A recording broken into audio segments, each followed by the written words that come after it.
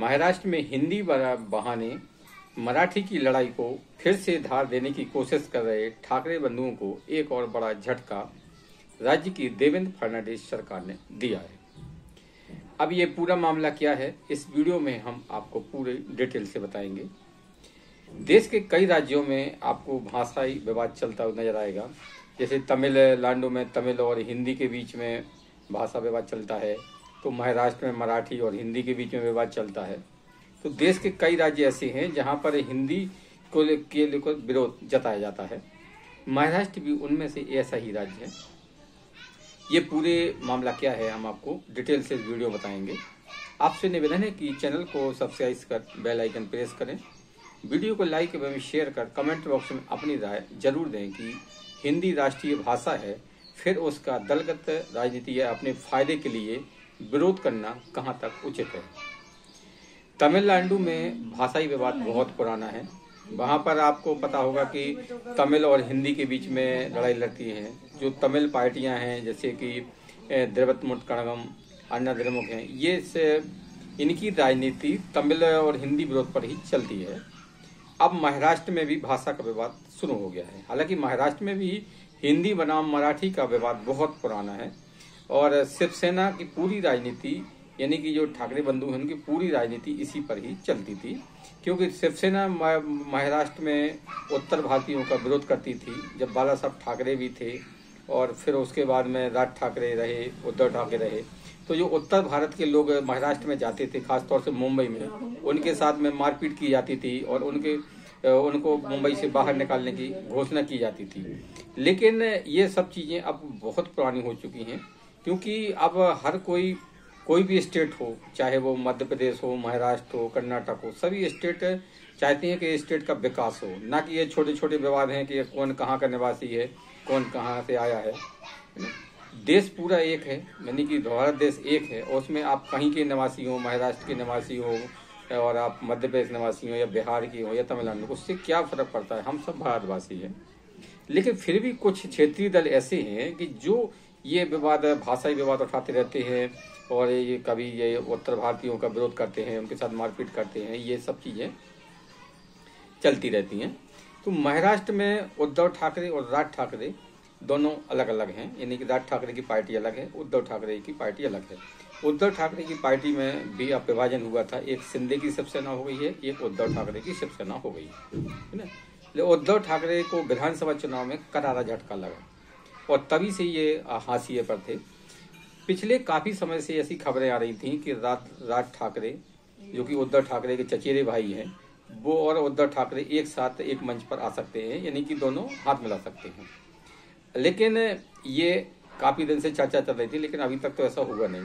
लेकिन महाराष्ट्र में बीएमसी के चुनाव आ रहे हैं, यानी कि मुंबई महानगर पालिका के चुनाव, और ये चुनाव शिवसेना के लिए बहुत ही महत्वपूर्ण है, क्योंकि पिछले काफी माने के 2 दशक से अधिक समय से शिवसेना मुंबई महानगर पालिका में काबिज है और वो इस पर बरकरार रखना चाहती है। भाजपा और उसके बीच में नाक की लड़ाई बन गई है।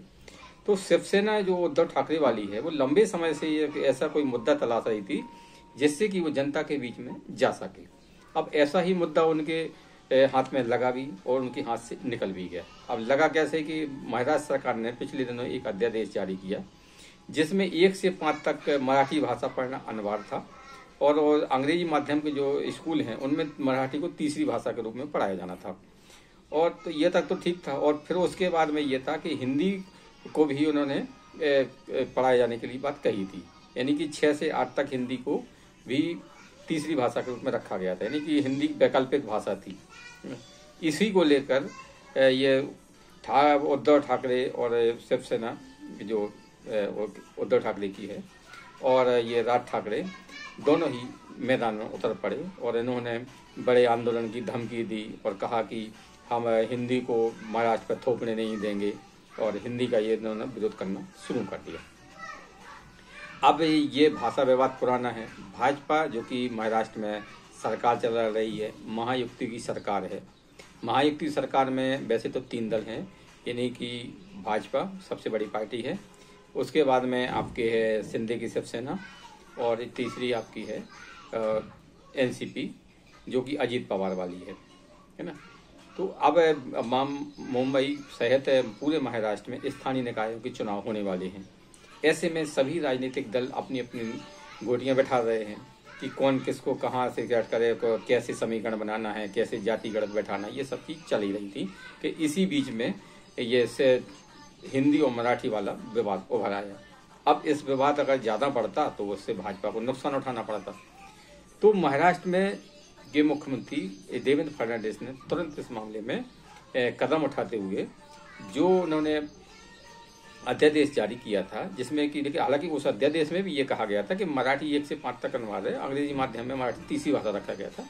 ये कहीं नहीं गया था कि उसमें हिंदी को हर जगह हिंदी पढ़ना, आपको मतलब हिंदी पढ़ना ही होगी, 6 से 8 तक भी हिंदी अनुवाद थी, ये कहीं नहीं गया। लेकिन फिर भी विपक्ष ने इसको मुद्दा बनाने की कोशिश की। तो महाराष्ट्र के जो सांस्कृतिक मंत्री हैं आशीष शेलार, उन्होंने एक प्रेस कॉन्फ्रेंस में स्पष्ट कहा कि हिंदी को महाराष्ट्र में अनुवाद नहीं किया गया है, यानी कि 6 से 8 तक आप मराठी पढ़ते थे, हिंदी वैकल्पिक भाषा है। हिंदी को आप कोई अगर स्टूडेंट पढ़ना चाहता है तो पढ़े, तो नहीं पढ़ना चाहता है तो उसके लिए ऐसा नहीं कि हिंदी उसके लिए पढ़ना अनिवार्य है। उन्होंने ये स्पष्ट किया। साथ ही उन्होंने ये भी कह दिया कि अगर कोई गलतफहमी है उसको लेकर अगर आपको कोई हंगामा खड़ा करता है तो ये गलत है। इसी के सबका ये निष्कर्ष यही था कि महाराष्ट्र सरकार भी नहीं चाहती है कि ये हिंदी बनाम मराठी का विवाद फिर से उभरे, क्योंकि अगर विवाद ये जैसे जैसे ये बढ़ता उससे भाजपा को नुकसान होना तय था। ये जो महाराष्ट्र के मुख्यमंत्री हैं वो बहुत ही अनुभवी राजनीतिज्ञ हैं और वे पिछली बार भी मुख्यमंत्री भी रहे हैं, पहले ये कार्यकाल पूरा कर चुके हैं, अब फिर भी मुख्यमंत्री बने हैं। और उनके जो सहयोगी संगठन हैं वो चाहे सिंधे की शिवसेना हो या अजीत पवार की एनसीपी हो, सभी ये चाहते थे कि ये विवाद समय रहते खत्म कर दिया, क्योंकि ठाकरे बंधुओं को एक अच्छा मौका मिल गया था। तो इसी मौका को बनाने के लिए उद्धव ठाकरे और राज ठाकरे निकल पड़े।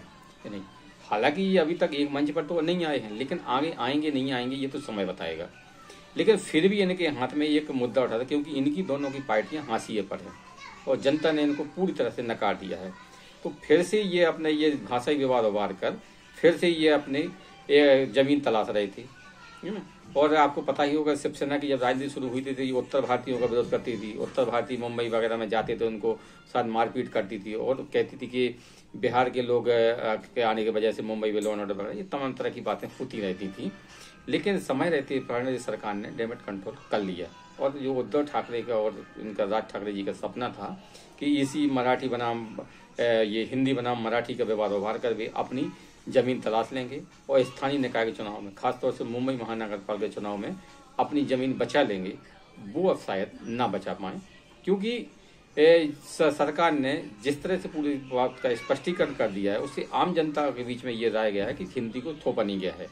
और वैसे भी अब महाराष्ट्र की जनता इस विवाद से ऊब गई है, वो नहीं चाहती है कि फिर से ये छोटे मोटे विवाद हो रहे, हिंदी मराठी या कुछ भी विवाद हो रहे, क्योंकि इस विवाद से किसी को फायदा नहीं है।